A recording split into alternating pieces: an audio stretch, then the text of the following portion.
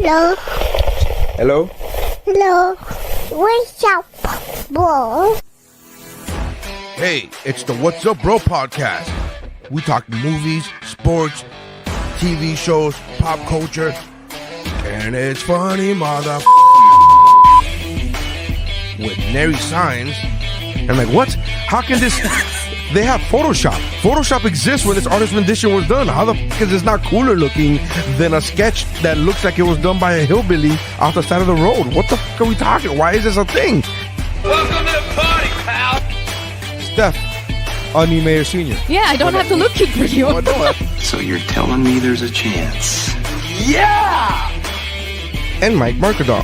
I'm just glad I like vanilla, boring sex like this. I'm glad that the sex I enjoy won't get me killed. That's how winning is done. Hey, I'm Dave Chappelle, and this is What's Up, Bro.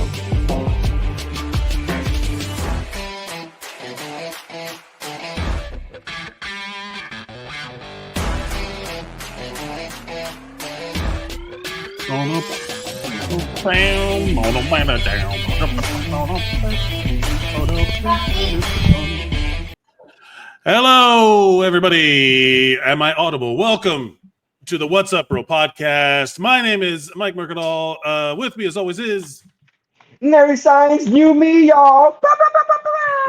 Nery. Imagine if you were just like popping bottles and we're like, "Whoa, this is a new you." This is crazy, guy.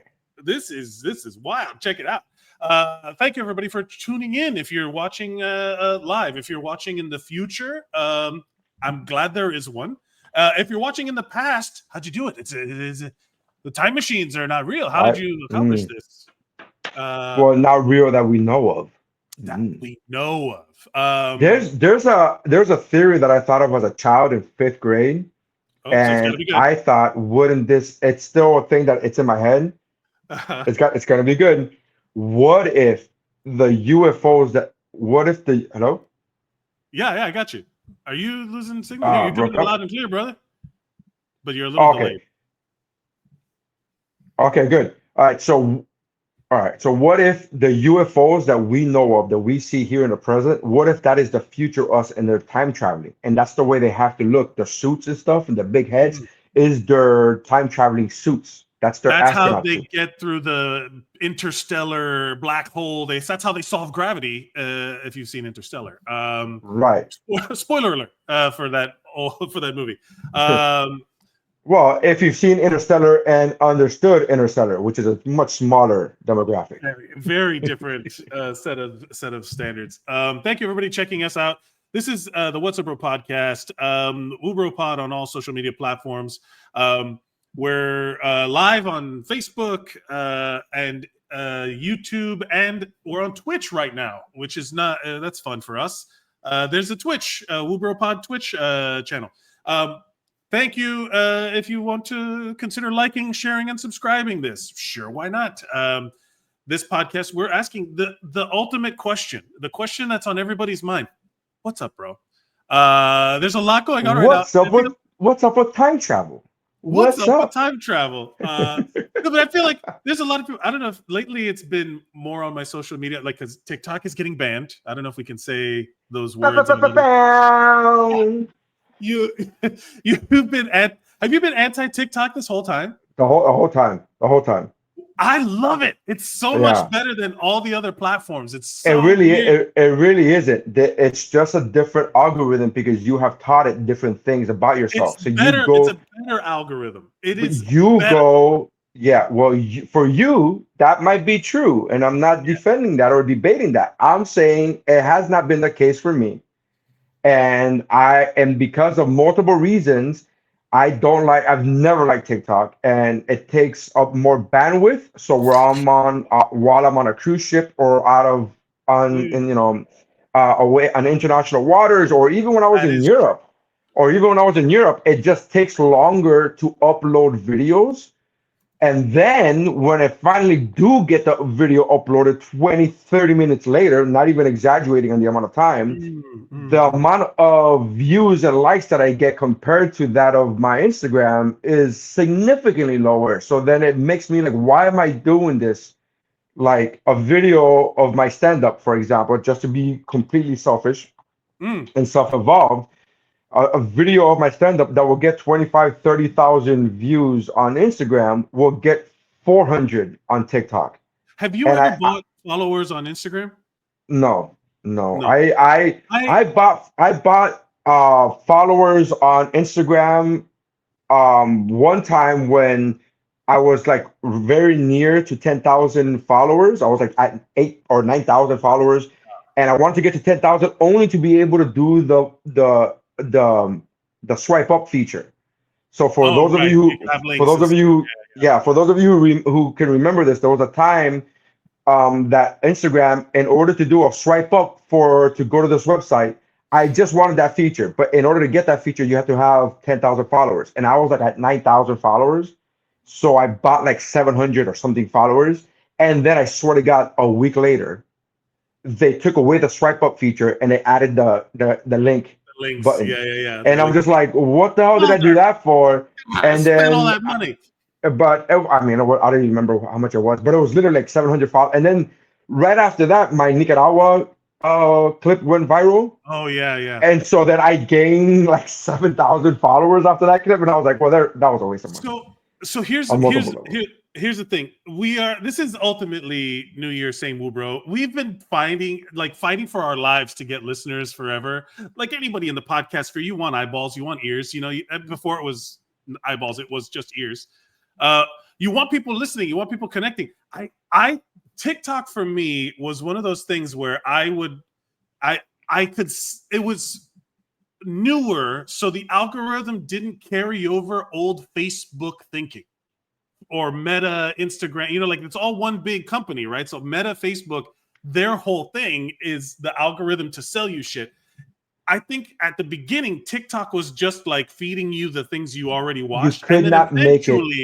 You could not make it 15 minutes without cursing. I just want to make sure you are aware of that. What did I say? You said shit. You said poop. You said poop. Right. 15 minutes. You couldn't make it. Again, what are we doing? We're fighting a fucking computer all the time. Fuck you. Fuck this. Fuck everything. I'm sick of yes. I love the idea. I love the idea of two mics. One mic just for the saying, hey man, we all want attention. We all want more eyeballs. We all more, and we got to do what we got to do. And then the other half was like, and I'm just like, oh boy. But no, the computer, it's the algorithm. Like some robot is listening to me and determining that we can't put F-bombs in the first 15 minutes or whatever. Who gives a shit? What is the point? The computer does. The computer does. Why am I answering to our robot overlords? I'm sick of it. Oh my God. So you'd rather be answering to the Chinese computer overlord. The Chinese algorithm, well, no, you're still. I'd rather not be answering to anything. I want. But you were saying how TikTok gets you. I want no. As content as the receiver, as the creator, I want what Facebook and Twitter used to be: a chronological timeline of posts. That's it. It was just literally an RSS feed of this person posted this, and then if I choose to follow them, there's a whole separate discovery area. The place where like once I like you, I can go back and follow. And that's kind of how TikTok had a whole separate layout of when you were following someone. I don't know how monetization works over there. I never got on the creator fund. Because I didn't post enough. I wasn't a creator over there. But as a consumer, TikTok was always better for me in terms of what it showed me, because it learned that I like watching musicians doing their thing. I I used to laugh when people would complain about, oh, TikTok's just a bunch of teen girls dancing. And I'm like, that's because all you're watching is teen girls dancing. Like you're telling on yourself a little bit. If all you see if all your Instagram is just big booty models, the back in the day when people always say, oh, right. You don't have to get personal with me. You don't have to tell people my business. You just relax. It could literally be anyone who's come on this podcast and said those things. The idea that the feed is what you create it to be. I think on TikTok, it was all about like giving you the things you like because they're good. I think on Instagram, they know that they give you things that are controversial or something that you may agree or disagree. Like it's not about all liking it. You get more engagement with hate. Every comment section on Instagram was so different.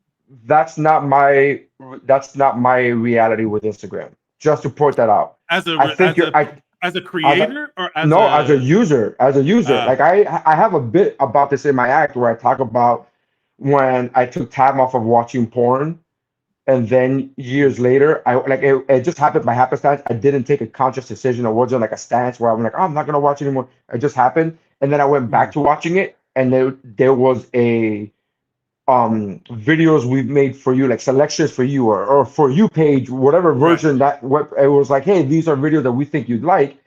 And I talk about this on stage where I say I'm a sucker for the algorithm, whatever, like whether it's Instagram or whether it's Amazon, and they're like, hey, we think you would like this. I'm like, why the I would like a wallet / flashlight / knife. That would be cool. Like I'm really like, all right. So when I went to this website, this porn site, and it said for you, like I went after years of not watching it, it became this stepbrother, a stepsister, and stepmother, like, and then the whole joke is, which is based on reality, where I was like, what did I Google to make this machine think that I would be into this incest thing? And now it's completely normal because I've watched thousands of hours of it. But the first time, that was weird. The first time was weird, which is the joke in the punch. Which is the joke in the punchline. But that's the reality of it. Like I am a sucker for the algorithm. The algorithm knows me very well. Like I've been a dog lover my entire life. To the point that my daughter, one time when she was a lot younger, she was I think 6 years old. She was like, "Papi, if you weren't allergic to cats, we would get a cat." And I said, "We wouldn't get a cat because I don't like cats." And this is me talking to a 6-year-old. She's like, "Well, you don't like them because you're allergic to them." And I told her, "Go, Mommy, I love you. And I understand what you're thinking. Yes, I'm allergic to them, but even if I wasn't allergic to them, I don't like them. So I'm not a cat." I say all of this to preface with now, because my wife and I send each other all these pet videos, I get constant cat videos, and I'm like, this is adorable. And I just like these cat videos, and that's my algorithm on Instagram. So I don't get this hate thing. You're kind of telling on yourself. You're misunderstanding. So no. You're not. You're misunderstanding what I'm saying. I am. The content that it feeds me is stuff that I am watching. The thing is that the commentary, the comments section, or a lot of the stuff I get here. I'm being bold enough. I'm not going to share it on screen because I don't want to. But what's this explore page, right? The explore on my Instagram. Video game jokes, comic book stuff. It's not about hate, but then you go into the comments section about anything. You and I have actually had this conversation on Instagram DMs where I have sent you something, a clip of like movie news, and you go, "Oh man, and you remember? Am I taking a memory for you?" Yes. And you have said to me all these haters, and I go, "What haters?" And you go, "Oh, in the comment section." And I took a screenshot for you of the comment section that I was getting, and I wasn't getting any of that hate. I don't want to say any, but I was getting like 14 love messages compared to like one person. So you think it's showing you different comments? Here's the thing, man. It's showing you something different than me. It is. Like I think the algorithm. In the comments, I think that is also geared towards you're telling on yourself. Because you have interacted with these hate comments, you get a lot of that. I don't get that. No. I got to say this. You're assuming I'm interacting with the comments. Well, I'm assuming because you. Yeah, I'm assuming because you keep getting them, and I don't get them. I don't know what the difference is. My point being, the whole point of this thing is that we're constantly just sitting here like trying to guess what this kind of. It's almost like religion without the Bible. It's like we don't know. Like somebody send us the book that tells us what it is, but everybody's always trying to game the system, right? So everyone posts like, man, the second you post a video, I don't know how. Like when we post clips of this show, and I get followed, messages, all kinds of stuff from horny bot accounts. Yeah. And now in my mind, I would rather like that doesn't mean engagement to me. On TikTok, when I've posted anything or even comments or stuff like that, like I comment way more. I interact way more on TikTok because of the fact that the comments get interacted with by real people. Like if it doesn't feel like they're bots, or the bots get yanked immediately or whatever it is. So like I think that Instagram knows that it gets its like usership from people trying to figure out what, like, you know, all that stuff. And I think it attracts a lot of like a lot of animosity, a lot of like bickering, You know what? a lot of conflict. You know, a lot of this might be from this is. I personally don't even go into comments about. Not forget about my post, about any post. I don't even go into comments. If I like a cat video, I'm not going into the comments for the cat videos. Now, there are specific videos where I go into the comments because I'm looking for a specific, like if you see somebody that is like, that you know what's coming. I send you the video. Yeah. I send you the video of this guy with huge areolas with his shirt off, and he's singing a song. And I went straight for the comments because I was like, this is gonna be first of all, the first comment off the back, Areola Grande. Areola Grande is S tier level comment. S tier level. So immediately I was like, this is what I'm here for. Aside from those obvious posts, aside from those obvious, like these comments are gonna be good posts, I don't look at comments. I just like what I like and I keep scrolling. So let me ask you this then. Do you think that guy 100% knows that he's got big ass areolas? He 100% knows. Come on, dude. He's in his 30s. You think nobody's told him in 30 years? Nobody's told him he got big areolas? Let me get there. Okay. So here's the reality. That guy clearly posted that to get engagement on Instagram, right? Like he clearly posted or anywhere. He could have posted the original video on TikTok for all we know, and then it got somebody else posted it on Instagram, but social media. Right. So that's another thing. It's just rampant, like people stealing. I have a whole thing about like the idea that you could just duet a video where it's like, let's say you're the video going and talking about stuff, and then you're saying something I agree with, and I'm just sitting here going like, you know what I mean? Like what I want to do is get that video and do it to that video. Bro, let's find as many of those as we can. And then we do it. So we get the video of that there, and then we do another video where, like, if I'm doing that, pointing to the guy who's pointing to the original video, then you do another one. No, where you put that video behind you and you give commentary and you go, see what's happening here is, and you do that. And you go, what's happening? Bro, there's so much of that bullshit on it. I can't stand it. That's it. We're shutting the show down. I'm never doing this again. Everyone can go to hell. Fuck you. Fuck the computers. I'm not a fan of TikTok. I've never been a fan of TikTok. It takes longer for me to load up because of my spotty Wi-Fi in different locations in the world. And then the reach that I get is nowhere near the reach that I get on other platforms. I've never been a fan of TikTok. I don't care. I hate the fact that it took this long to shut down because I was happy. I was super happy. The same way I'm happy right now about TikTok going down. I was happy when Vine went down. I'm like, oh, thank God. I don't have to even. You don't want to have to learn another thing. No, it's not about learning another thing. Yes and no. It's not about learning a new platform. It's like learning how to be funny in 7 seconds. It's like I was struggling so much. Like, if you've ever seen any part of my act, I'm not funny in 7 seconds. I need maybe 7 minutes, and then I'll get going. Like 7 seconds for me was very. So when they shut Vine down, I was like, oh, thank the heavens. And so when TikTok became a thing, and I realized I wasn't good at TikTok, and said TikTok algorithm didn't like me, I was like, please, God, just shut this down. And then God listened to me, and he was like, cool, we're shutting this down. God listened. That's the moral of the story. God listens. Not to LA. He doesn't listen to LA, but everybody else. We'll get there. Hold on a second, because I want to show this is the guy, right? That's so good, man. So this guy, first of all, I don't even know if that's real. I don't believe that this. What do you mean? You never seen Pepperoni Barb? You never seen Pepperoni Barb? I've seen large areolas in my time on the internet, but this guy, come on. That's real. Why can't that be real? Why must you take away the fun from us? I don't understand. Man.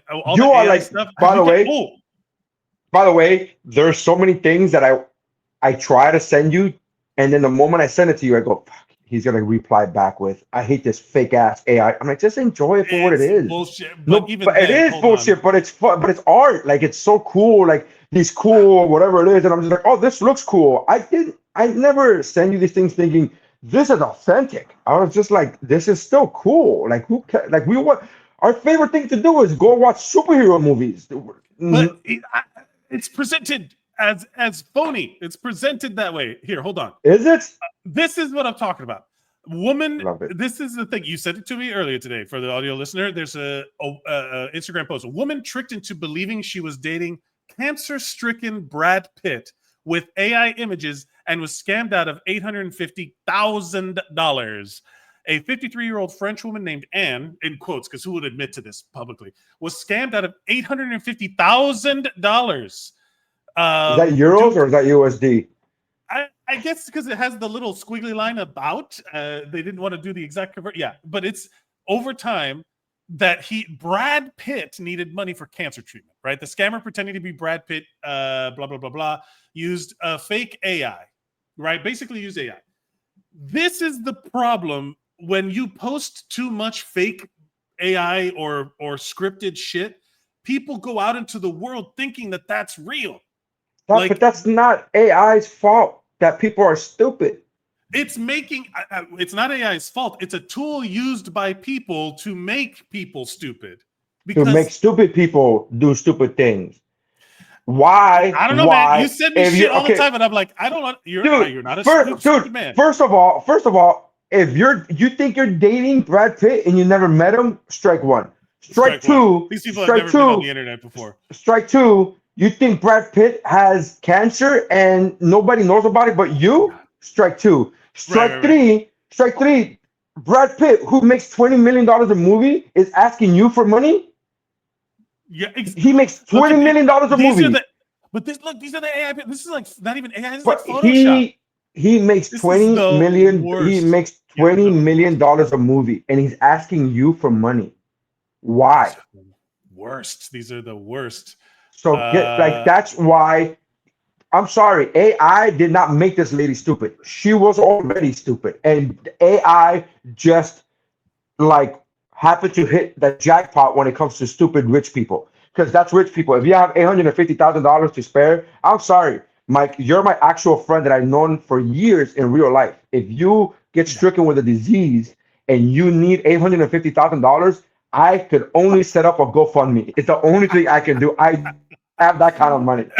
So forget about being stupid or believing you. I don't have that capital to even invest in that kind of long both of us would be like, yeah, I'm not asking you for that. It's like both of us.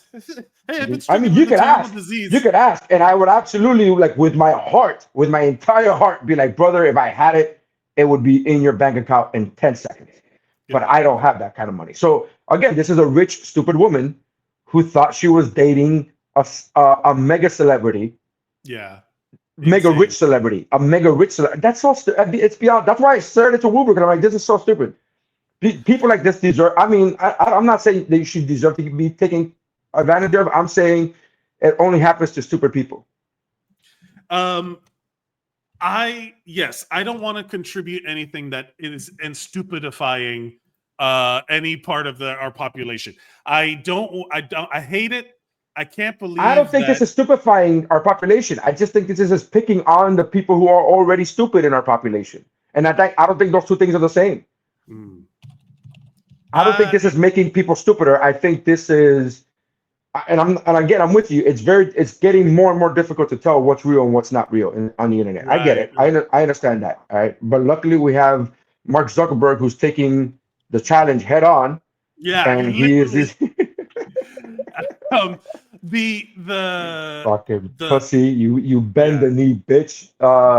Especially like when people have money. Okay, if I sound angrier than usual, it's because I've been cooped in the house for impossible a week for a week because of I'm in LA and the fires in California are like no joke.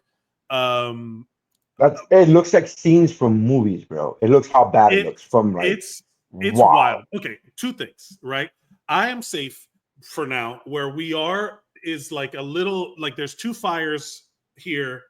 One of them is spreading one way. One of them is spreading is up in the mountains the other way. But the wind is just blowing the smoke into into LA, right? So like the air quality has been super shitty. You can't really go anywhere without a mask. Like It's just It's like you LA in the can't even have the 80s. windows open. It's like smog LA times 10. It's brutal. The thing is that we've been, my wife and I we're like here just like we're trying to figure out what to do, right? Like we're just not in terms of fire. The first couple of days we were like, okay, what would we do in an emergency? What will we grab? Oh, this is a good question. What would you put in your house or whatever? What's like first out the door in case of a fire? Like what would be? We had to come up with that because we didn't know if fires were going to shift. We could see the fire from our window. I don't know. We can call this section "What's Up, Fire." What's and up then, with fire?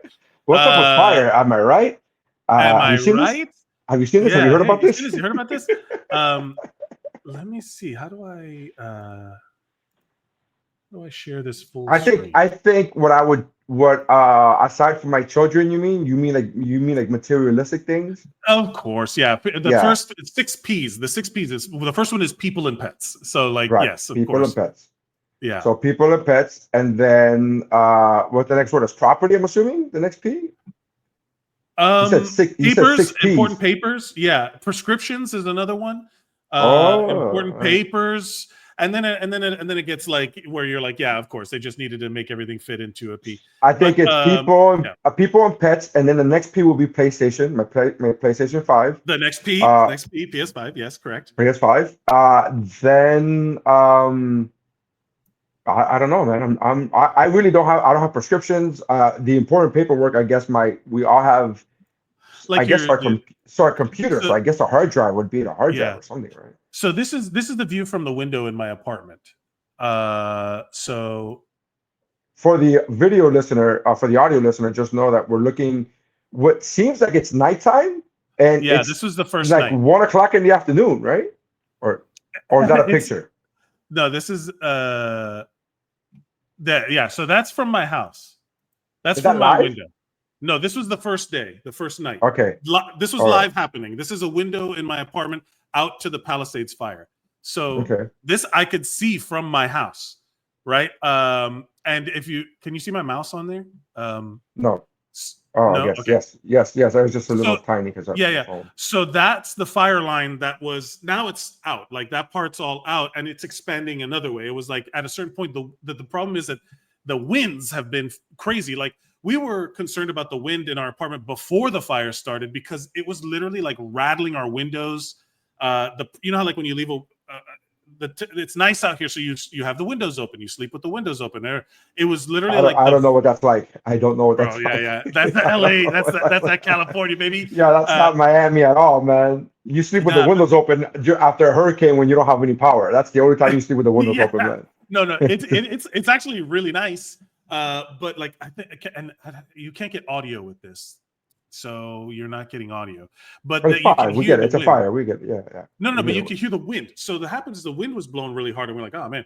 Then if a fire starts, the wind just basically turns it into like a furnace, like a bellows, like when you see people in those like blacksmith shows that they're just pumping air into a thing to get it hot as fuck. That's basically what happened. So all of this, the wind, you can see the smoke is just kind of like almost flat, like it's not going up, is because the wind was blowing. And this is the shit that you could see from my house. Like, so we were close, but it was blowing in the other direction. Like it was like not towards us. So at a certain point we were like, it's just been like we're under tension. We're like a coiled spring. We're just like, okay, what do we do? And then I had to go to work, and like we were just at work. Like, it's just been like a stressful time. Less so than the people who actually got their shit burned down. But it's that thing of like when like the hurricane, when you're in the cone of the hurricane, and then you're just like, well, we'll see what happens, And since then we've just been like dealing with that shit all this whole time. So it's like kind of been a weird week, can't even go outside. You have to wear a mask. It's like sucks out there. But anyway, I forgot. It's like 2020. It's like 2020. There was a crazy fire in 2020. There's been a ton of fires. Look. Well, no, I'm saying that you can't go out without a mask. It's like 2020.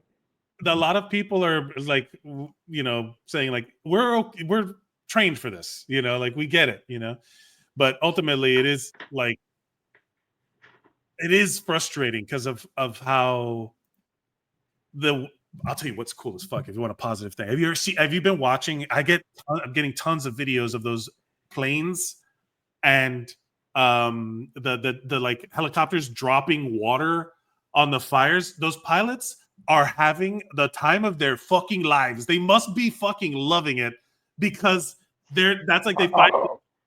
I swear, no. They are doing the thing. When I was as a paramedic, when everything was going down and I could flex my knowledge and skills at the highest level, yeah, it's a bad day for those people, but I'm doing great. I'm excelling. So showing up. I swear to God. So I was just on Billy Corbin's podcast because Miami, and I asked that exact same question about when bad things are happening. Him as a documentary filmmaker, I asked him, I'm like, is there a part of you, even if it's a small part of you, like the artistic part of you, because he's a top shelf, top tier documentary filmmaker, right? Billy Corbin is not. Yeah. He's not like he's like a legit filmmaker. And I asked him, I said, when you see stuff like this happening, when you see awful stories of corrupt governments in Miami and so on or whatever, is there a part of you that does like the rubbing of your hands where you're like, yeah, new another enemy, bitch. He would be lying. He would be lying what did he say? Well, he said you could go watch the podcast, but he said it's not that he wasn't happy about it, but there is a part of he talked about a newsman friend of his that said in the news, when it comes to elections, we win. The news wins because we either get better government or we get to film the shit show. So as a comedian, I felt exactly the same way, right? Like on stage, I don't talk about politics at all on stage. Never even brush the subject. I just don't care to. It's not my thing. But there are comedians that I know benefit from this guy being in office. Like it, and then they've been playing with it. Like there are comedians that are like, wasn't it so much fun? I miss Trump because I miss having, turning on the news and having stupid shit. And it was just more fun because of the crazy, absurd things that he would say and do. And that would just lend itself to comedy on stage. Right. But it's also at the same time at the detriment of somebody else. Yeah. It's clearly like, it's good for, it's the most selfish, like, yeah, it's good for me. Like people would ask me all the time in the ER when they're like, oh, how was it? How was your day? And I'd be like, it's boring. Nobody died. Nobody got into a car. It was a boring day because nothing terrible happened to anybody else. Yeah. Right. It's the same thing. It's like, as a comedian, it's like, I got nothing to talk about because utopia happened. And, you know what I mean? Like nobody is arguing with anybody else. That would be a good sketch. A comedian in utopia is like, what's the deal with paradise? What's up? What's up with this great cleaning water and amazing medical what's care? Up with having all your needs met, right? Like, isn't it wild? What's the deal with that? You guys heard about this? I've never gone hungry a day in my life. What? You guys seen this? You guys heard about this? You guys see this? World hunger solved. What? Yeah. Look, this is okay. Be well. Be well. Okay, this is the guy who exemplifies that exact. Oh, can you not hear that? Attack. Okay. After a terrorist, I mean, it sounds kind of macabre, but I like to go to visit a country after a terrorist attack. Okay. After a terrorist attack, the horses already left the barn. It's cheap. I was in Istanbul after they had that bombing at the airport. So I went there. Jesus Christ. And there was a bus, supposedly 50 people. How many people do you think were on the bus? 2. 1. You. So I got the whole tour. And they're like, why are you here? Whole bus. And I stayed at a $300 a night hotel for $30. Oh my gosh. That guy's got a point. You know what I'm saying? He's got to figure it out. He's got to figure it out, man. I struggle with some of the like you do feel guilty, like the fires are going on, and it's not like everything was so well off before, like when everybody's struggling, there were strikes here with the actors, everybody's struggling. Nikki Glaser had that great joke about in the Golden Globes about the hardest working actors in LA. and it's like a round of applause for them serving you your drinks, and they'll be around to bring you your food. You know, those are the hardest working actors in show business. I was like, yeah, that's fucking what a good joke, what a good bit. And to also, if you don't mind, I'm gonna go cry in the fucking in the broom closet, right? Like the servers are like, ha, ha, that's a great joke, but no, seriously, I'm wonderful. Fucking All wonderful. right, yeah, fuck you. So like during the strikes, there were like people handing out free food if you were a SAG member that you needed to go to a food bank or you needed to do something, because a lot of people have misconceptions. So a lot of people also like online, some of the fucking anger comments that you see are people like, those rich people, blah blah blah. Yeah, they're not. I'm sorry, these celebrities lost their homes, but they have the money to rebuild. That may be true, honestly, for the Palisades. That fire, that's like a richer part of town, but it's also people who have lived in those houses for like 30, 40 years that bought them for like nothing. Maybe they were middle class when they bought that house, and that their kids live there now, and then that's all they've known, and now they've lost it.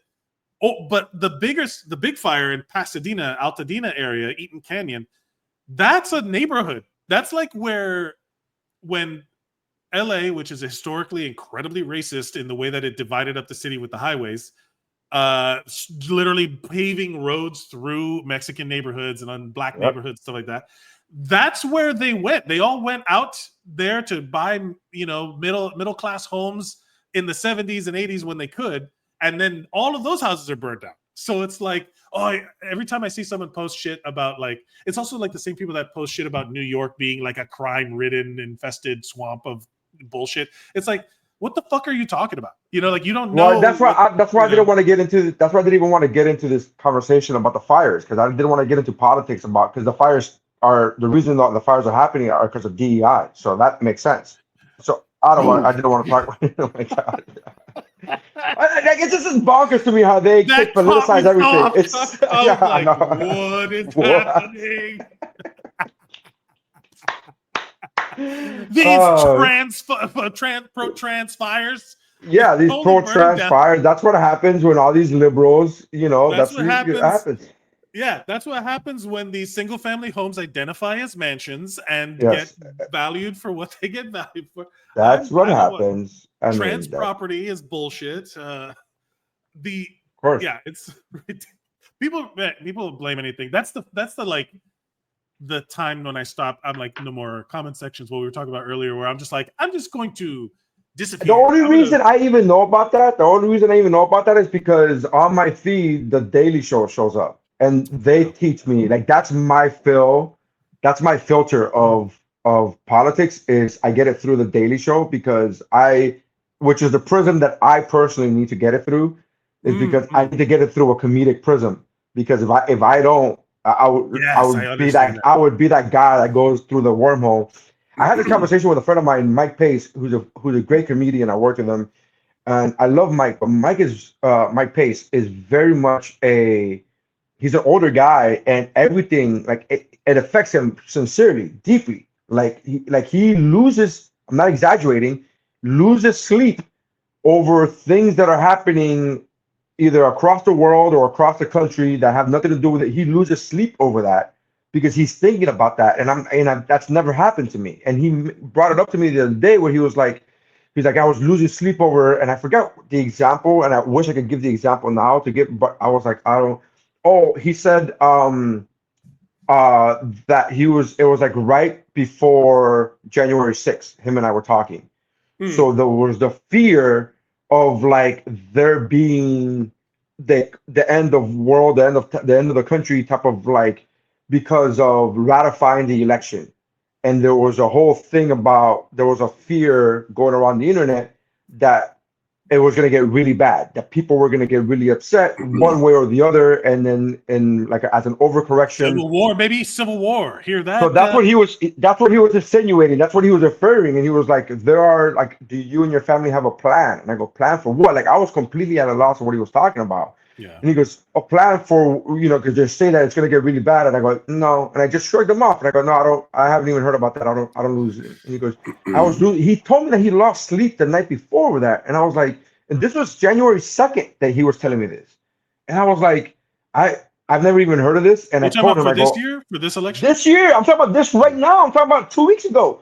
Is I'm he talking about Republican right now. and he thought the Democrats were going to storm the Capitol? No, it was the other way around. He thought that there was going to be an overcorrection. He's like a very liberal, super liberal, like on the other side of liberal. Okay. He thought that there was going to be a overcorrection and that there were going to be like people saying that the election that this is a vote, and then the Republicans were going to come in or like shoot up whatever. He thought it was going to be a whole thing. Yeah. So that's what he was fearing, and I made the statement of like, I don't even know about that. I've never even heard about that. I don't lose sleep over things that I have no control over. Is what I said to him, and I wasn't trying to prophesize. I wasn't trying to like get on a soapbox. I was just explaining to him why. He looked at me with this puzzlement of like, why are you not losing sleep with this? You have a family. You don't have a plan of action. And I was like, I'm on a cruise ship. There's nothing I can do. I don't lose sleep over something that I don't have any control over. And he looked at me with the most sincere look in his eyes. And he goes, man, what I would give to be able to have that peace of mind that you have. Like he just couldn't understand it. He could not understand, could not wrap his mind around being that. And then he has that anxiety. He has that, and he's had this for years upon years upon years, decades. He's an older guy, and I'm just like, but I've met many people like that. So he just has undiagnosed anxiety his whole life. That's basically. I don't think it's undiagnosed. I don't think it's undiagnosed. Clearly, so I don't think it's undiagnosed. Yeah, so a lot of that is a lot of people. Whatever. It's always funny when you hear someone complaining about, isn't it crazy how we all, and then they'll name like the most specifically pathological thing, and then you're like, I don't know if that's all of us. I told him like, well, I've never lost sleep or whatever. Like I think you're OCD maybe, like that kind of shit. Told me that he said, isn't it funny how, because we had 3 shows in one night, in the third show we both agreed the audience was not a good show. It shouldn't have even been done. It was January 1st. The show starts at 11:30. Sure. The show starts at 11:30. It's January 1st. They've been up since the day before. Party. The show should not have gone on. There should not be an 11:30 show on January 1st. Period. Anywhere in the country. Yeah. But there was, and the audience wasn't great. They were tired and drunk and wasted and blah blah blah. And so we talked the next morning about how we didn't like the show, how we didn't like the last show was obviously not the best show, and then. A day later, he was like, I watched the video of that last set. I go, yeah, because we each record our sets. And he goes, it wasn't a bad show. I go, oh, I never thought it was bad. He goes, yeah, because, I was losing sleep over it. I'm like, losing sleep? And I go, Mike, are you using, and I said, Mike, are you using this term, like, just as a term? Like, are you just using it? Or are you actually, he goes, no, I was up all night thinking about how, and I go, Mike, I never thought the show was bad. Just, of the 3 shows, that is clearly the weakest audience. That was clearly of the 3 shows. Goes, it was less good. Yeah, I would have never in a million years, if you would have asked me what show was bad, I would say, well, this was the weakest one. I wouldn't say it was a bad show. But that's something that only I, as a performer, I don't lose sleep over a performance. I'm not, what? I've never in my career lost sleep over a performance. That happens to me. So I had that conversation of like with someone. This is years and years ago when they were like, "Oh, you may have ADHD." I was like, "Oh, you know how when you're trying to go to sleep and you have like 6 million thoughts running through your head all the time, and then people are like, "Are you okay?" And I'm like, clearly not. I am seeing every aspect of my life. When you try to go to sleep, when you try to go to sleep, don't you hate it when you try to go to sleep and then the dragons are fighting and you're like, what? You know how like if you don't turn off the light switch 16 times, your family will die, and then you can finally go to sleep, but then the voices of your dead family are talking to you. Mike, I think you have to. I don't relate to this thought that you're having. Wouldn't it be funny if there was 3 people in that conversation and then that other guy goes, "Yeah, I know, right?" Wait a minute. And that leads you to believe the odd man out must be the crazy guy. This guy with his this guy just going to sleep right away bullshit. Get out of here. What a weirdo. Yeah, what a dummy. Oh my God. I struggle with that sometimes when someone's like telling me, especially online, when you see a video or something like you said, I don't lose sleep over what I can't control. I try not to do that, but it's also like especially this specific situation with the fires, right? I'm not in any immediate danger, but I do have to alter my behavior to accommodate things, right? But I also could be in danger if something changes. Like if the wind moves, right? It's like it's like I was literally the dog that's in the room that's on fire saying this is fine. I'm like, this is fine. We're good. I'm not in danger. We don't have to do anything like that. I was literally, I had fire like all around me, and I'm just there like, we're cool, we're good. This is fine, And that's the irony of the whole situation. Is like the worst fire the city's ever seen, and it's like business as usual for some people that still have to go. Like, how do you like?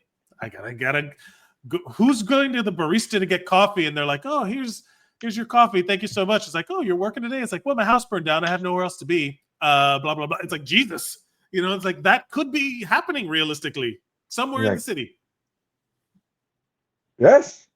It's very much, I get it. Like, my wife suffered from anxiety as well. And I know some people suffer with it.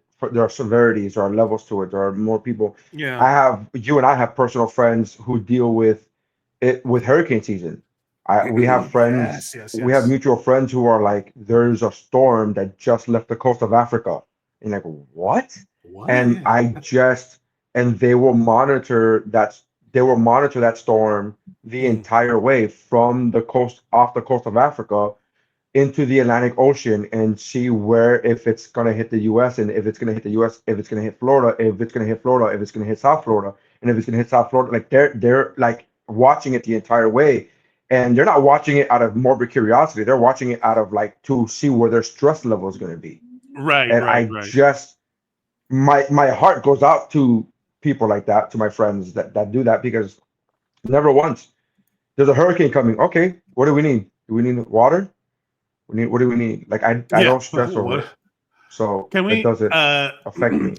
What has been calming me, and I finally found it while we've been talking. This is just a tribute to a thank you, whoever the pilots are that are not only are you fighting the fires and bringing me peace that way, but you're also posting these dope ass, satisfying ass videos of this is the shit I was talking about.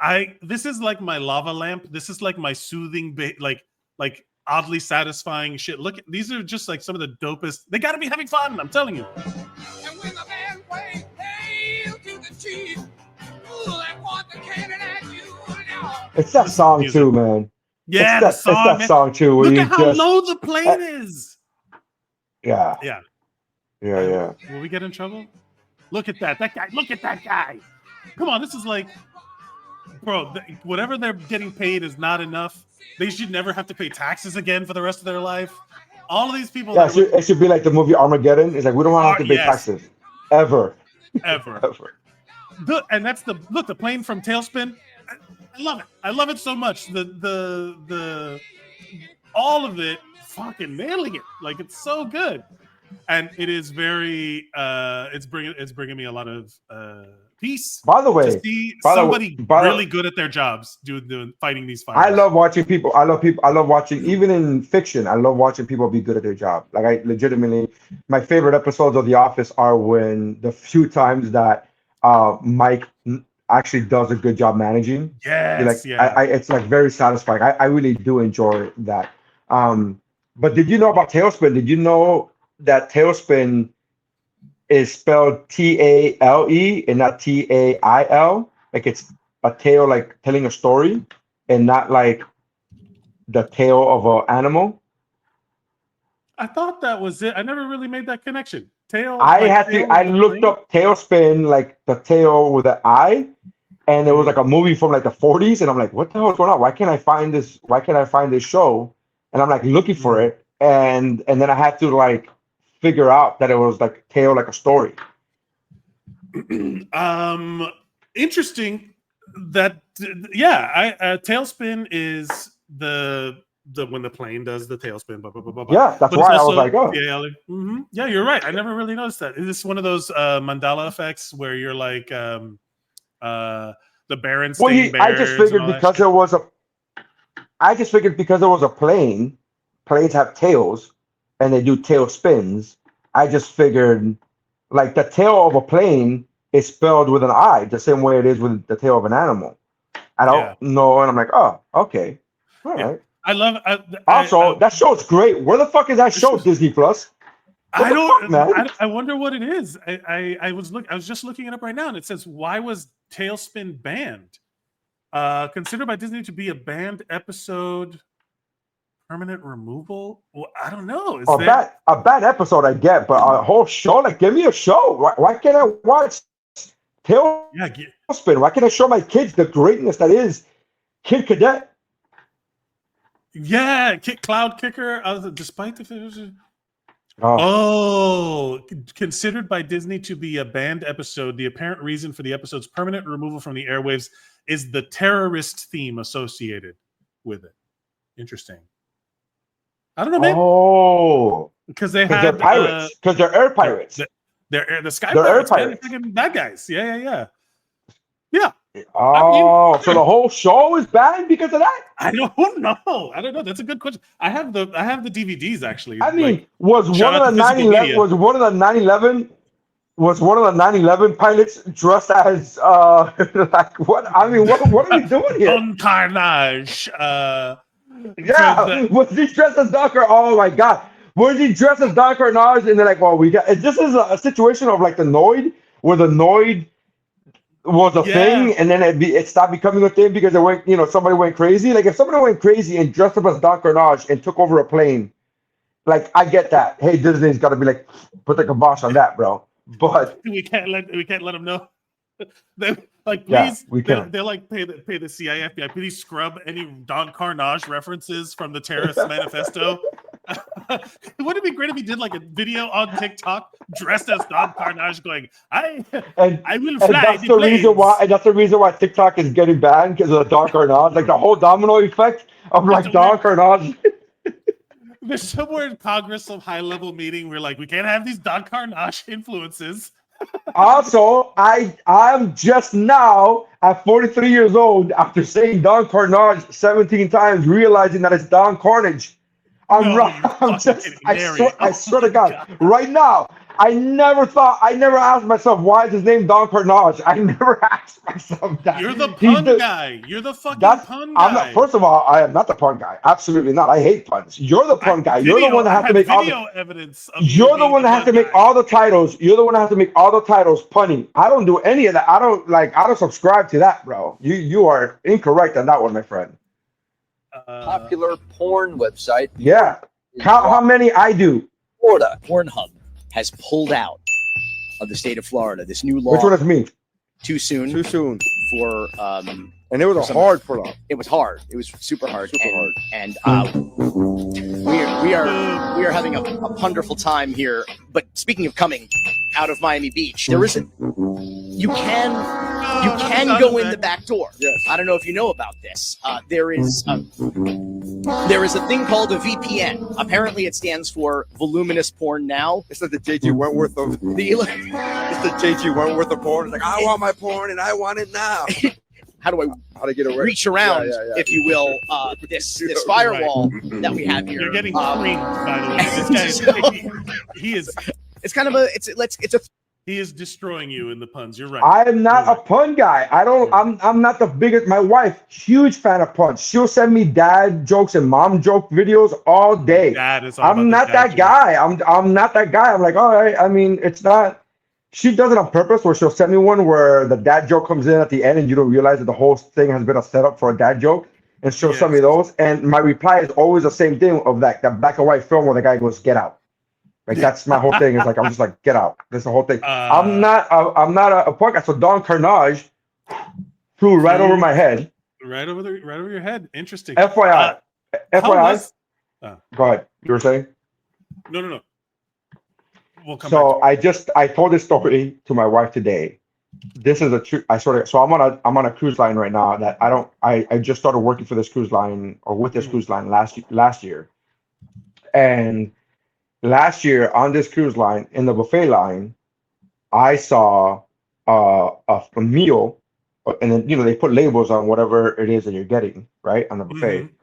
And I realized This was 2024. So I was at earliest 42, maybe even 43 by this time, when I realized that succotash was not only a real thing, but was a food and not just something that Sylvester the cat says. It's more than just a saying that is I did not know for 42 and a half years. I had zero clue that succotash was a real thing. I didn't know it was food. I didn't even know it was a real thing, much less a food. I just knew it from suckering succotash, and I just thought, oh, that's something that's a saying that Sylvester the cat says. And I didn't know. Funny. That's pretty funny. So just the same way I'm learning now that Don Carnage is Carnage. Like I had no idea, man. How was going on that show, by the way? How was Because Miami? Oh, it was great. It was great. What's up, bro? Well, what's up with so I had Billy Corbin is a really cool guy. He's a really good friend, and he's a really good fan of comedy. Like he legitimately loves comedians, and not just the famous ones. He was there at the recording of my first comedy album at the Miami Museum of Science. He was there when there was no power. Remember that? There was no power. The air conditioning had gone out. Yeah. Didn't I host? Did I open it? You opened. Yeah. You opened, and he was there. He's always been there for local comedians, and he's been a big fan. So he's a really cool guy. A little bit. I love Billy, but he's a little bit like you are, and like he's very passionate about his opinions. And even if like me and you, we have the same opinion, you'll be like, "Hey, man," you know what I mean? And like what we do now as a bit, he's like that, you know. And so there are times where he was like, "The corruption in Miami," and I'm like, "Yeah, the corruption sucks." He's like, "No, you don't." I'm like, "Well, hey, okay." I'm just like, okay. "You don't even know." Yeah, you don't even know. But he is super smart, and so it's a lot of fun. But what I'm saying is, I say all of that to say, because I don't have that same passion for politics that he does, when I go on the show, this is my third time now, every time I learn something. So a lot of times I'm just like, really? They did that? You're like an audience. I'm like, and then I forget, oh, wait, I have to say something funny because that's why I'm here. I'm like, oh, yeah. And then so it's being on that show is great because Miami's fantastic. He's always great. Yeah, that's great. I wonder if he'll come back on the show ever. I'd love to have him back on if he's. I'm sure he really is one of those guys where I could just ask him and he'll just absolutely come on. Yeah, I would be down to. Yeah, we gotta figure that out, man. I told not to glaze pump up Billy Corbin too, but he's great. Like I like all of the shit that he's done, man. Every documentary, every document that he's made is legit. Like he has not made one. He has not made one. Even the one that he doesn't like. He doesn't like Square Grouper. And if you ever watched Square Grouper, first one, right? No, that wasn't his first one. If you watch Square, I really enjoyed Square Grouper, but again, I liked it for all the reasons that I like all his other ones. They were informative, teaching me things that I had no idea. I didn't know the term Square Grouper. I didn't know what that term meant. Males that got dunked they're all great, man. They're all Screwball was fantastic. Screwball, the U is always like that. Cocaine Cowboys, dude. Just fucking Cocaine Cowboys was its own thing. That was like a cultural phenomena, but also Screwball was good. I started watching the one about the 2000 election in Miami, the 527. I forget what the name of it is, but I started watching and I couldn't finish it because I was so it would make me so angry. I'm like him, where I get angry. That's what I'm saying. I said he's just like you, man. You guys are very passionate. And even if me and you agree on something, the level of passion doesn't. So sometimes I'm just like clutching your pearl. I'm like, but to be fair, I've been watching. I've watched all of them. Screwball was genius the way he did it with the little kids because it felt like little kid shit happening. Like it was so smart. So his approach is really, really good. And he's a legitimate filmmaker. And I say that not condescending. I say that because it was to my surprise. Like when I recorded the what is now Origin Story, which is available on my YouTube for free. what I wanted to do, I had this idea of like incorporating crowd work that I already had filmed separately. And what I wanted to do, the idea that I wanted to use was animate those clips of crowd work and then insert them in an animation in the middle of said show. So like I will do the show that is now available, the video that's now available on Origin, but have a way of incorporating and find a way, use animation as a tool to incorporate a show that happens separate from this actual show. And I proposed it to him, and he said, well, you would have to set up in the beginning of it, before your stand-up, you would have to set up reasons to why animation is being used. Right. Like, why is that? So like, it would have to lead into it would have to be, use it as a tool. So you would have to, and I was like, oh, that is an excellent point. Like, I was like, oh, I just thought, wouldn't it be cool if you saw animation in the middle of a stand-up special? And he was like, jarring. cool. People be like, whoa, yeah. Well, but his whole thing is like, what's like, as far as a storyline goes, as far as a purpose goes, what would be the what would be the driving force? And I was like, which is a question that you get when you take a screenwriter's class, and you go, oh, clearly, I've got nothing. I have not. I've got nothing. I have not taken a screenwriter's course. Right. I just the sad part is I have. And I still didn't. That's the sad part is I'm taking courses and I still didn't think of that one. The first question that came to his mind, and I was like, "Ooh, boy." But if you notice, I didn't go through with it because he proposed a very good question, and I was like, again, excellent filmmaker. If anyone would like to see, proof is in the content that I put a link to all of the to the special is on all the channels, so it's over there in the chat. You can go click on that link and go watch Nery's special on YouTube, which. Just subscribe. Just subscribe. All I ask is a subscription. Just subscribe.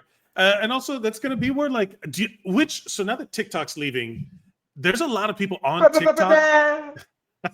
A lot of people on TikTok that are upset enough to abandon all of the other ones. Where do you think all of these people are going to go? Good. No, but they're still going to go. They could go to hell for all I care. Yeah, that's what I'm passionate about. Less competition in the content creation side. Good. Leave. Like, absolutely. Oh, man. Don't threaten me with a good time, buddy. Don't get out. What if they end up on YouTube and now you got to compete with they're YouTube? Already. You think people who are on. You think content creators that are successful on TikTok are not also on YouTube? That's crazy talk. Yeah, of course they are. They're on YouTube. Of course they are. That's not. They're not. Leave. Go. Yeah. Go somewhere else. Yeah. Fine. Go on Discord. Enjoy that. You're not building a community, Nery. You're not being a community-minded content creator. I am absolutely. I'm worried about the community that I've already built that nobody goes to. That's the community that I care about. You're the monkey pussy for me. You're that guy. Yeah, that guy for sure. I'm like, give it to me.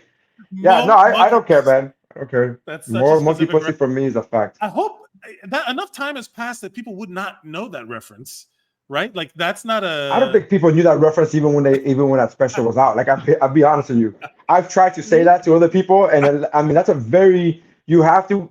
That's the thing. No matter how good or how popular the comedy special is, like if you just say that to somebody who's not a comedy aficionado, people are gonna be like, "What the?" Like you can't just yell out "ice cream" and people immediately know. Like no, it doesn't matter how iconic it is. You just I've said that to people. I said like more monkey pussy for me, and people looked at me like I was crazy, and I was like, "No, it's a joke." With Dave Chappelle. All right, come on. Anyway, we've done a great job today. We have. Do you have old school picks planned for today? I don't have old school picks planned, but I could very easily think of one because this year being 2025, 25 years ago was the year 2000, which is now when we started this could not really count for it being an old school pick, but now it qualifies as an old school pick. We've been doing this podcast long enough that now movies that were not considered old school picks before are now considered old school picks. First of all, that hurt my The feelings. fact that we can have Gladiator as an old school pick is hilarious to me. Wow, an old school pick. 25 years ago. Oh my God! Like time is when you say it out loud like that. It's not on your side, by the way. Voice. It's not on your side. It's not on your side. That song is a liar. That song is a liar. Is on my side. Yes, it is. It's not. From former old school pick, Fallen. Go check Fallen. that out. Love that movie. Love that movie. I've been going through rabbit holes recently of like. Mhm. So can we really quick go through our top 5 filmmakers? Oh, interesting. Okay. Or we could do a draft. We could do a draft of filmmakers. Oh no! Yes. Okay. I you know me. I'm down for all of that shit. This is the filmmaker draft. Filmmaker draft. And you get. We're doing top 5, right? Right. Yeah, 5. You could do the spin the wheel and see who goes first. Flip the coin. Hold on a second. Now I got to organize it. What we'll do is the. Go with 4. We could do 4, right? Then we'll do like a Mount Rushmore. We're geek. Okay. Keep it Geekmore themed. Shout out 4. to Mount Geekmore. Go watch old episodes. Mount Geekmore. Okay. So, what do we pick? Whose birthday is closer? Yours. Mine. Birthday's closer. Yeah. Okay. When you get to my age, I'm older than you, motherfucker. Interesting. This is on the fly, so I don't know if I have them in order, but this is the your draft. number one. Your number one pick. Your number one pick. Man, my number one pick. My qualify. So let me just say, qualifications have to vary between. Do I think they're the best, or are they my favorite? Well, it's your favorite. It's your play. I mean, it's your draft, right? I mean, I'm assuming because if you go by best, then wouldn't you have to go by like some other kind of qualifier, like who has the most Oscars or some shit like that? Yeah. No. I'll say so for my number one, and just personal favorite because of all their movies I've watched and enjoyed multiple times. I'm gonna say Edgar Wright. Ooh. He might be too high. Maybe, but he's the first one I thought of. So now you know why he's too high? You know why he's too high? Because I would never have picked him. So you could have picked him 4th, and you still would have. You got your mountain. I got my mountain. No. I'm saying in the sense of a draft. In the sense of a draft, like you know what I mean. Like I got to take this guy. You take the guy, the best one available, before somebody else takes them. And like in the sense of a draft, I'm not shitting on Edgar Wright, by the way. I'm not. I'm just saying like the moment you said it, I go, oh wow, I didn't even remember him. Like I've watched the Cornetto trilogy multiple times. Hot Fuzz would have been one of my old school picks this week. A Baby Driver I thought was great, considering that a bunch of people in that movie now have allegations. Scott Pilgrim might be my favorite, might be like one of my top 5 movies of all time. I love that movie very much. The World's End was great. He's just done a bunch of really good stuff that I've watched a bunch of. He's on my mountain. I'm gonna go. I'm going very predictable here. I'm going very predictable. My number one is Quentin Tarantino. Yeah, that would have been my number 2. Yeah, I'm going very predictable. There's no I can't, bro. So when I first watched Hateful Eight in theaters, I was like, it was fine, legitimately. And then as time has passed by, same way I felt about Once Upon a Time in Hollywood. By the way, I was like, it's fine. It was very different than every other Quentin Tarantino movie, so I was like, I didn't know how to feel about it. And then listening to another podcast recently, they talked about how bad they did not like Hateful Eight. How they thought it was bad. And so I said to myself, let me go rewatch this movie because I also didn't think it was great, but I don't remember thinking it was bad. But I was like, whatever. So let me go back here. And in the rewatching, I fell in love with Hateful Eight. In the rewatching, I loved it more the second. And by the way, there is a quote unquote TV show of Hateful Eight that is a 4-hour cut of Hateful Eight that was split up into 4 1-hour episodes on Netflix. Oh wow! It's the movie, but it's considered a TV show because it's episodic. But they just cut. It's actually like 3.5 hours, but it's 52 minutes here, 56 minutes there, whatever, blah blah, and it's just private. So Quentin Tarantino. And then I went on another. In the last 7 months, I've gone through 2 different Quentin Tarantino. I was gonna say, he's definitely on there for me. He's definitely up there. I've seen a bunch.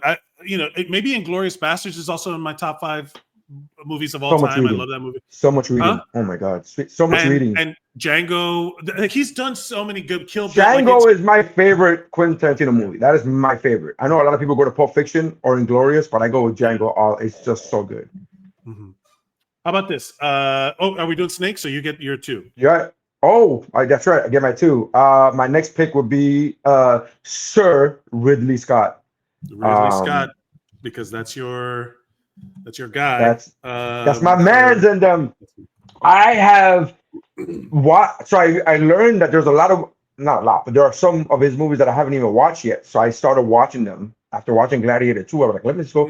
So I watched them. There's a movie called The Counselor, and it has every person, like every hot celebrity from like 2017 or whatever year it was. And it has every person, and the movie got like really shitted on by critics. And I was like, oh, okay. So now I'm watching the movie because I'm only watching it out of respect to Ridley Scott.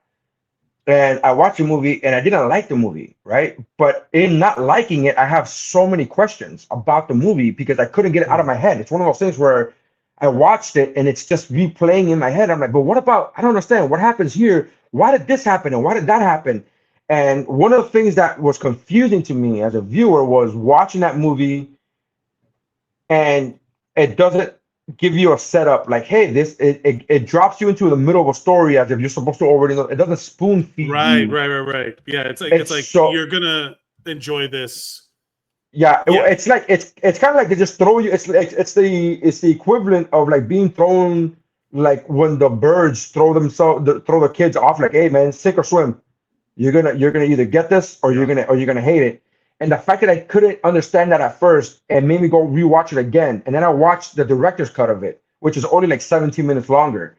And then the third time in 3 days, I watched this movie 3 times. And then the third time I watched the director's commentary on it.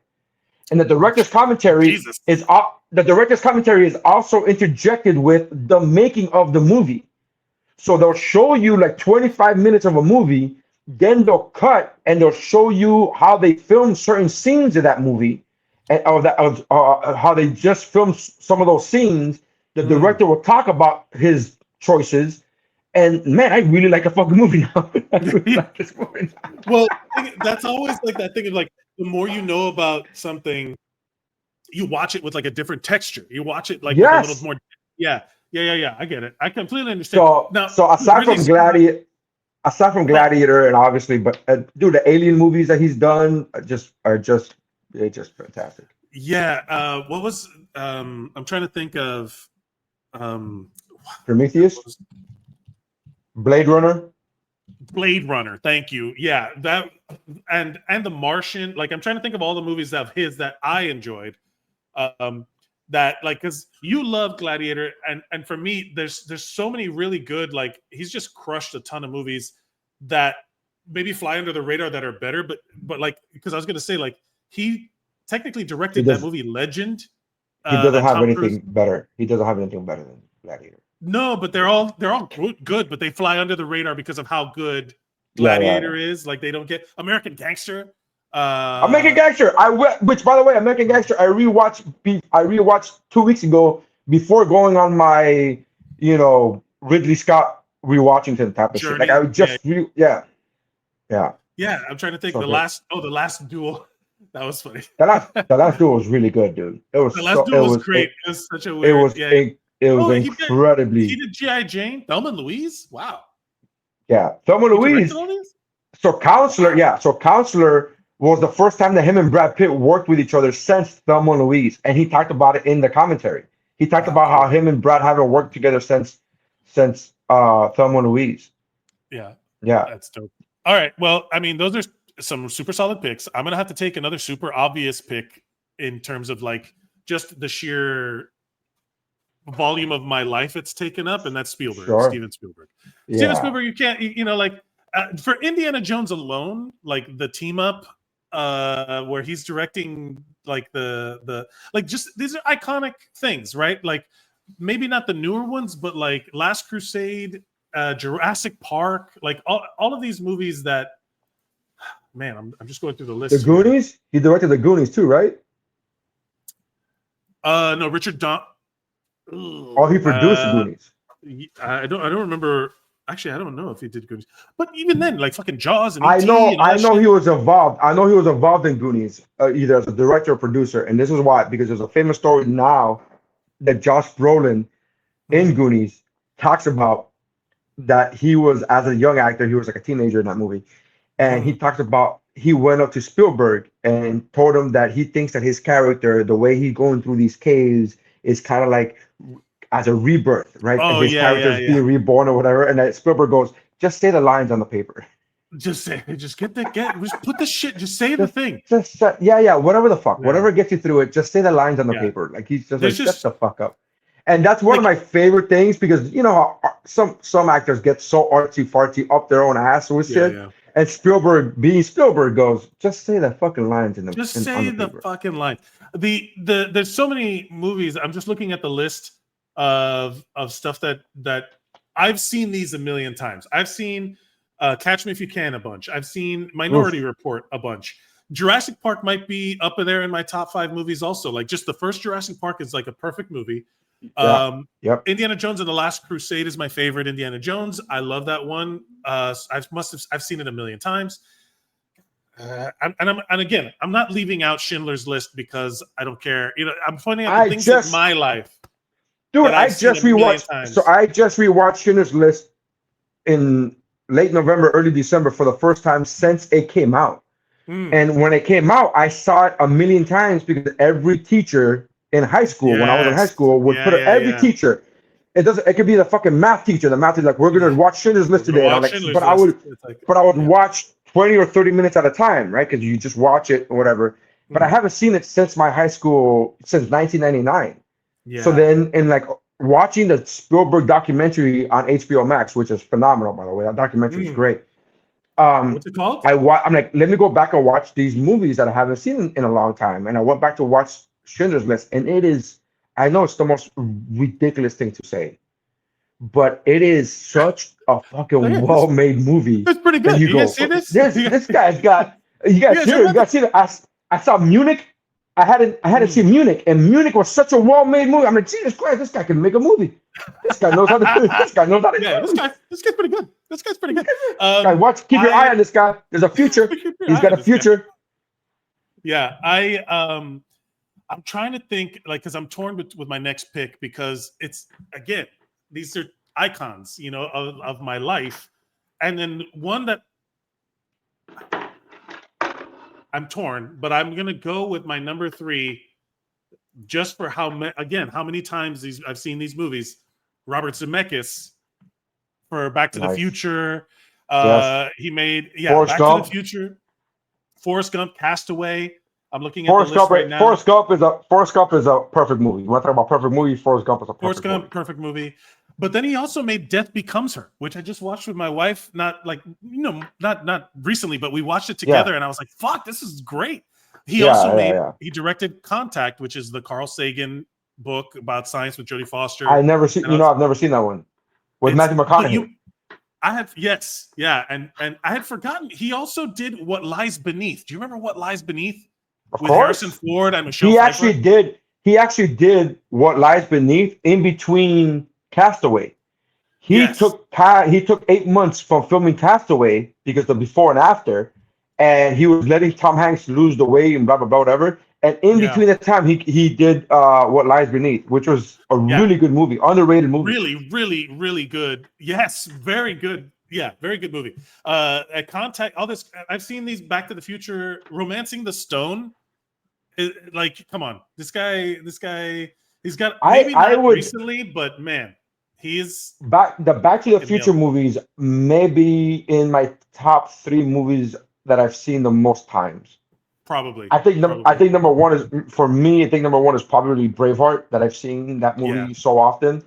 And 2 would probably be Gladiator. But I have seen Back to the Futures, all 3 of them, so often, so many times. That's my 2 and 3. So Spielberg, of course, Robert Zemeckis. Though that's like a killer combo for the 80s for me. Yeah. You know. Yeah. 80s, 90s. Who's your my 3? And third. My 3 would be would have to be the guy that every young person loves to hate.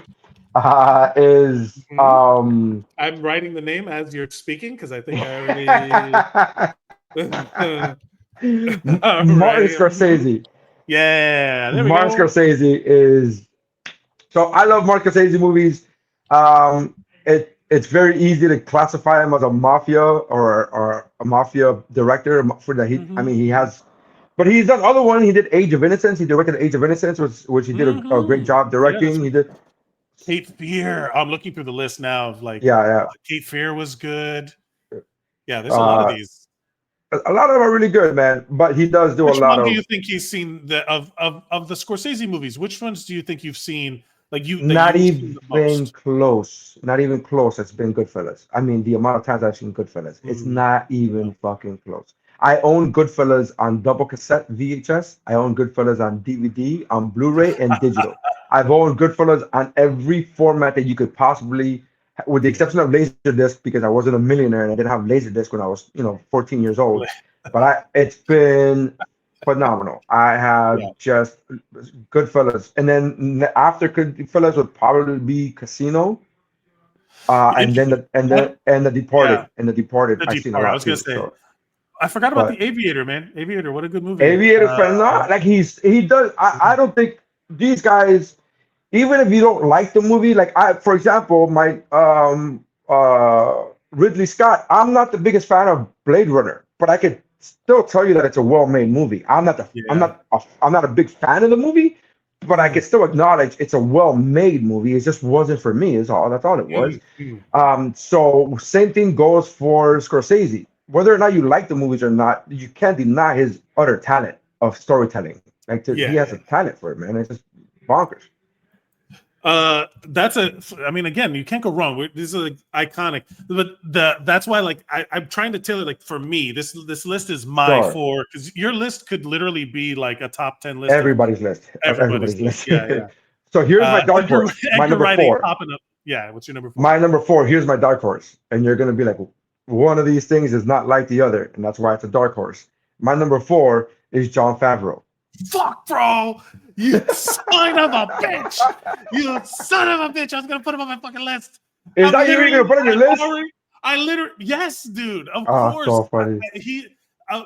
Literally, I was the whole time we've been talking since I said Edgar Wright. I was going to say, man, Swingers is iconic. Like Jon Favreau, just for Swingers alone. But damn it, you son of a bitch. I guess that's what To me, Iron Man and Iron Man 2 are top tier, man. There's just top tier. There is no better way of introducing. There's no better way of introducing a character that not many people even knew about. Iron Man in the suit doesn't make an appearance until an hour into the fucking movie. Yeah, and he's really good. Yeah, like it's genuinely the reason I was going to put him on my list is because of. He embodies a lot of that, like people who make a movie because they are making something that they're trying to they're doing it up against the odds, right? When he made Swingers, it was like not it was pure independent film back in the day when there was like no money to it. There was no like there wasn't going to be any glory or anything like that. You were just making a movie to make a movie. So when you see something like the original Iron Man was made with not a lot of money, with not a lot of faith. So like for him to build stuff like that, and of course we're talking about TV and things like that, then he did Mandalorian and built that out. He's just kind of this guy that can see the bigger picture. So I was totally going to put that motherfucker on my list. Now I don't know who to pick. but yeah, great pick. Yeah. I try to round out the mountain, if you will.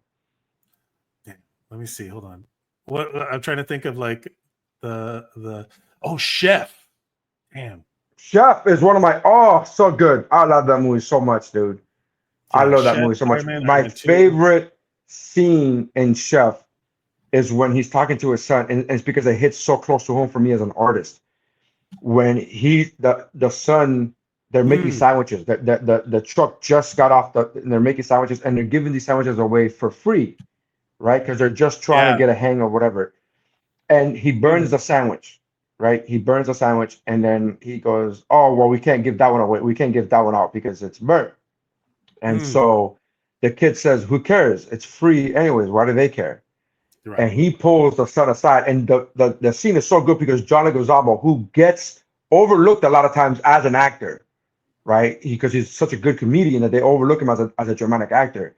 That Leguizamo looks at Favreau, and he says, "Hey man, take care of that shit. Like you get that. This is not all right." So Favreau pulls his son aside and says, "Hey, have you been enjoying what you're doing? Have you been like enjoying?" He's like, "Yeah, I've been having fun." He's like, "Yeah, because I really love what I do. Like this is it for me. I really love what I do. I put pride in everything that I do." So that sandwich, look at that sandwich. When you burn that sandwich, are you proud of that? Why would you put something that you're not proud about? And that speech right there, it hits so close to home. I'm getting emotional now just thinking about that speech. Because as an artist, people don't understand that. Like people, if you're not an artist, you don't understand. People who are not artists don't understand, and they go, "Oh yeah, you're just." I've had people at my shows. I had a lady at my show one time on a ship, on her phone with a conversation, and I was like, "Are you really taking a phone call right now?" And it was a PG show, so I couldn't even go off on her. And it was a PG show, right? And and her response to me was, "Why do you care? You're getting paid regardless." Ooh, and she didn't understand. I'm like, I don't do this because it's money. I do this because I fucking love what I do. And the fact that you're not respecting that by talking flat out, having a conversation in the middle of a show. And I even told her, it's not going well, but I don't need your help to not go well. It's already not going well. Like I'm understanding. I don't need you helping. Yeah. Yeah, I don't need you helping this. This isn't like this. And again, it's not a pay thing. It's a art thing. It's like, this is what I fucking do. This is my craft. And that speech in Chef, oh God, he made that list just from Chef. Just on Chef, he made that list. Yeah, that's a great choice, man. I'm struggling now to come up with a number 4 because I was sure you weren't going to pick that guy, Jon Favreau. I'm torn, right? You're not going to pick a woman? You're going to pick a woman, bro? Your list doesn't have any women on it? What a dick. No, it's true. Well, I was looking up what James Cameron. You know you're going to go with James Cameron. I was looking at somebody else. I was trying not to pick James Cameron because as much as I love James Cameron, I don't think he's also a dick. He's also a dick. He's also, he's a fucking monster. But he's also like, I struggle because it's like, I love his movies are the ones that I know. Again, it has to be personal. It's my movies. Sure. What have I watched? What do I enjoy? Terminator 2. Yeah, Terminator 2. And I'm trying to now I'm going through the list of the movies in my library. Aliens. I mean, yes, of course. But now here's the thing. The director of the movies I love the most didn't direct the movies that I love the most of that series. Sure. Right? You know what I'm saying? I get that. Yeah, I get that. Yeah, so it's like, how do I land here? Because there's tons of movies like, oh, this movie is great, so I'm going to pick this director for one movie. Nah, I don't know. Because here's my, it's going to be James Cameron. I can't think of anything, but I was thinking of Denis Villeneuve because I wanted to pick a new guy, right? So Denis Villeneuve, the guy who did Dune, and the guy who did, he did Arrival, Blade Runner 2049, Sicario. He's done a bunch of really good movies. Sicario is phenomenally that is such a good movie. Holy crap, that's such a good movie. But that is such a good movie. But I didn't watch Dune 2 because it's not Dune with it's great. But the idea of you don't like Timothy Chalamet and his angular face or whatever you hated about it last time. But then there's also David O. Russell who did. There's this movie called Three Kings with George Clooney about the golf. Yes. What a good movie absolutely. that is! I've seen it a million times. He also did The Fighter, Silver Linings Playbook, and American Hustle, and he did another one. By the way, you know him and George Clooney got into a fist fight. Really? In that movie? Yeah, during that movie, filming that movie, they clashed hard, and that was when George Clooney was at his George Clooney-ness. Yeah, when he was like peak single hot George Clooney. Yeah. But then, like, I'm trying to think of like, so can I pick? I guess I have to. I'm gonna have to. Why don't you just read the list? What's left? Google top 10 directors. Top 10 filmmakers. I have to put George Lucas on there, maybe, just because of how important Star Wars has been in my life. Yeah, you can me all you want with your. But he's not. He's not a good director. He's a good creator of stories, but he's not a good. There's some things that he's, Man. To me, acting is a pivotal part of directing because the director's main job is to get the best performance out of your actors. And the acting that he got out of Natalie Portman, who then later on went on to win an Academy Award for acting, is really difficult. I really put I'm really harsh on George Lucas. Okay. I'm really harsh. For that reason. That's my list. That's not your list. It's my list. So here's the movies. I got Jon Favreau, bro. You do whatever you want to do. I know. He did, he directed the first Star Wars and then wrote the rest. He directed all of the prequels. And then it's like, am I gonna put him on there just for Star Wars when he didn't direct? That's a good question. It's a good question. I don't know. I'm torn. Because it is so. Those movies have always been like super important to me. Like my whole world has been like, because like Star Wars. I've always been a Star Wars like fan. So I'm struggling. Yeah, I get it. You like the options. Yeah, you like Spock and all them. I get it. The idea, film directors. Like, so here's the list, right? I'm not gonna. You know what's really good? You know what's legitimately really good? I just saw this movie for the first time 2 weeks ago, and I was fucking thrown aback about how great this movie was, and I was so upset with myself for not watching it in theaters. But I am happy that I waited till I was home to at least watch it on a big screen TV and not on an iPad or an iPhone. Sure. The movie 1912 or 1917, whatever it is. Whatever. Oh yeah. The one that's all one long take. Yeah. All one long take. Sam Mendes. It's so good. That movie was excellent. It was absurd.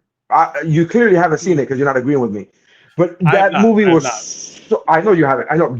But I'm trust me. Like the moment you didn't go like, oh yes, like trust me, that movie is fucking perfection, dude. It was stellar on every fucking level. I was just 1917.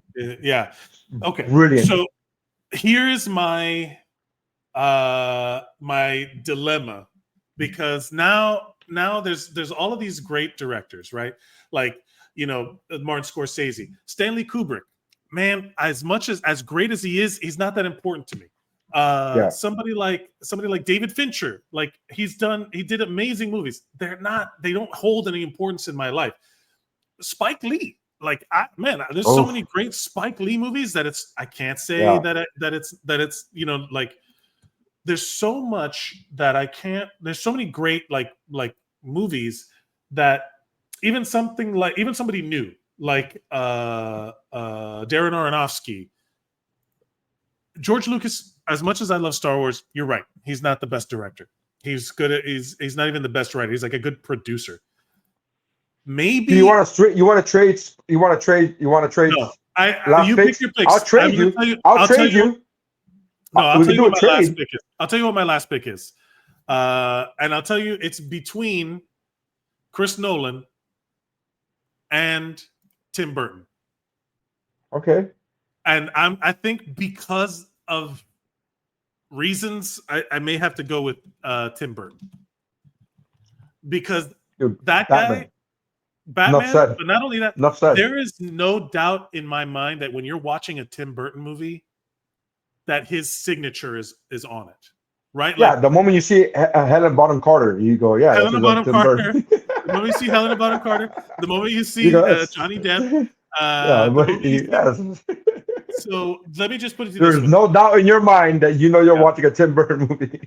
No doubt. He did. So for me, there's of course Batman. There's of course the Batman and Batman Returns. There's Nightmare Before Christmas. There's Edward Scissorhands, Beetlejuice, and Beetlejuice. I really love the Sweeney Todd movie that he did. I really like that one, and he's done Mars Attacks, man. Like he's done a lot of really like. I've never watched Mars Attacks. I've never watched. It's weird, man. It is absolutely weird. But even then, like the Alice in Wonderland movies, like they're so if anybody is like, Alice in Wonderland movies are phenomenal, dude. They're so good. I gotta say, man, that's that. I think the only movie I did not like of his, to be honest with you, that I just flat out don't like, was Dumbo. Man, that movie was. I didn't watch that movie. It was. But that's the thing is that so much of these are based on my own personal things. I've seen the original Batman and Batman Returns a million times. I've seen that Beetlejuice a million times. I've seen Nightmare Before Christmas a million times. And there's nobody out there that you could say he's copying from. You know what I mean? Like no. He's not like everybody is Spielberg motivated, like or inspired, influenced by. There's a lot of. I mean, that's the take of a great director, right? A lot of people are stealing. You know what I mean? I think. When people steal, it's hard to say. Like David Fincher, when he did Fight Club and he did Seven, like those are good. Those are amazing movies. But then there's a ton of other movies on here that I'm just like, meh. I was gonna go with the director of Transformers, Michael Bay.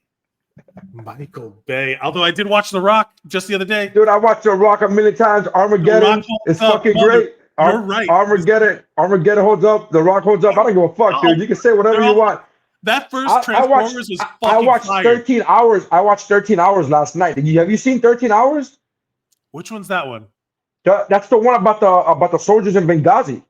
It's so good. If Michael Bay was not, yes, you would not know that's a Michael Bay movie if they didn't tell you it's a Michael Bay movie. Great pull. Yeah. These are all fantastic choices. That's the only reason I watched. That's the only reason I pulled it. I just watched it last night. So good. Yeah. So here we go. So Nery, you on your mountain, you have number one or your draft, we'll say Quentin Tarantino, Ridley Scott, Martin Scorsese, and Jon Favreau. One of these things is not like the other, but again, those first three could be, on anybody's list. But you just happen to really do like Quentin Tarantino's on my list for sure. He would have been my number two. Dude. He would have been my number two. Jon Favreau would have been my number four.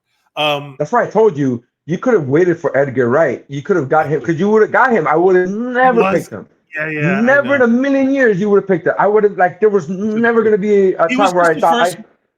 We're doing this on the fly. Yeah. So my mountain has Edgar Wright, Steven Spielberg, Robert Zemeckis, and Tim Burton, because those are that might be the most personalized Michael Mercadal list of directors. Yeah. Any one of this guy's movies, even the one like One Night in Soho, that's like his weird horror one, is really good. Edgar Wright. There was the pick that I was gonna go with. If I was giving another pick, I don't know. It probably might be Michael Bay, but probably not. But I feel really bad because I'm having trouble remembering his name, and I remember it's like I'm having trouble remembering his name. But his movies are so iconic to me. Is the director of Rocky and The Karate Kid. And just those two movies alone, that's Arkin. I'm forgetting. Like I'm having a brain fart right now. So this is not indicative of his talent, and not indicative of what he means to me as a filmmaker. I'm having a brain fart. You're talking about the first Karate Kid, or the director? The first Karate Kid is the first director of Rocky. John Arvid. Avildsen. Yeah. So he directed Rocky. He directed the first Rocky, and he directed the first Karate Kid. I'm pretty sure he directed Karate Kid too, if I'm not mistaken as well. I'm not mistaken. Yeah. So that's true. Again, how do you weigh it? You know. Yeah. So those two movies again, Rocky, the first Rocky is not my favorite Rocky, but without that Rocky, you don't have the other Rockies. So that you don't. So that's why. Yeah. But I'm with you. Great list. So again, Quentin Tarantino, Ridley Scott, Martin Scorsese, Jon Favreau. Again, we could do a movie night of a day of marathon or whatever of that guy, any one of their movies, and it would be pretty decent. Edgar Wright, Steven Spielberg, Robert Zemeckis, Tim Burton. That's my mountain or my list. That's great. Great job. I mean, you can't go wrong. But yeah, super solid. We nailed it again, everybody. Thank you, everyone, for this perfect show. Flawless show. Absolutely everything about today was perfect. Thank you. This was the Forrest Gump of podcast episodes. Yeah, it was. It was absolutely 5 stars. Thank you everybody for watching. You can follow us at WuBro Pod on all social media platforms. You can follow us at Mike Mercadal at Nery Saenz on all social media platforms. Check us out on TikTok for 10 more minutes and follow us to stay informed. Please do like, share, and subscribe. Just click the button and that's all you got to do. And if you are in the South Florida area, I just want to give a quick plug. If you're in the South Florida area, I have a show coming up on February 23rd in Dania at the Dania Improv. It's going to be me and Carlos Hernandez, super funny, super hilarious local comedian. Actually, he's not even local anymore. Now he lives in New York. He left in New York. Carlos Hernandez and I are doing an unscripted show. The show is going to be, he's going to do his stand-up act. I'm going to do my stand-up act, and then both of us are going to get on stage with microphones, and we're going to do an impromptu Q&A with the audience, and we're going to do like a whole thing where we're going to do improv bits. And it's going to be a lot of fun. So fun as hell. And also check you out on the latest Because Miami with Billy Corbin. You're on there as well. And if you go into the comments, into the chat, I have posted the links for the comedy special. Origin Story. The YouTube link on for Origin Story is in the chat. Yeah. Thank you everybody for watching. Please be safe. Be safe. I will try. I will do my best. Follow us on social media and shout out to the pilots flying those water dumping aircraft, because man, that's fucking cool. It's super cool. Keep doing what you're doing. It's literally saving lives, but also it's fun to watch you do that. I'm sure they're having a great time also. Love you guys. Thank you so much. And that's how winning is done. Air horn.